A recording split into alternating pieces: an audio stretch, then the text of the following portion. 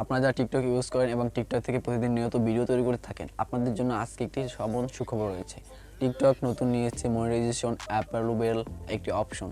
এখানে যদি আপনি নিজস্ব কন্টেন্ট এবং কিভাবে কি করবেন সম্পূর্ণভাবে আপনার নিজস্ব কন্টেন্ট হয়, তাহলে আপনি পেয়ে যাচ্ছেন মনিটাইজ এবং এখান থেকে আপনি ইউটিউবের মতো ইনকাম করার সুযোগ পেয়ে যাচ্ছেন। তাই আজকে এই ভিডিওতে আমি আপনাদের সম্পূর্ণভাবে দেখাতে চলেছি কিভাবে কি করতে হবে এবং আপনার কি হলে আপনি আপনার মনিটাইজেশন পাবেন এবং কি হলে আপনি আপনার অ্যাকাউন্টের মনিটাইজেশন পাবেন না।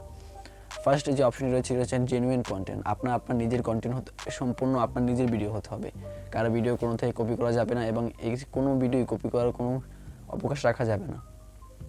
দ্বিতীয় যে স্টেপ আছে সেটা হচ্ছে ভায়োলেশন। যখন কোনো রাজনৈতিক বিষয়, কোনো কান্ট্রির বিষয়, কোনো যুদ্ধের বিষয়, যে কোনো বিষয় হোক, কোনো ভায়োলেশন ক্রিয়েট করা যাবে না।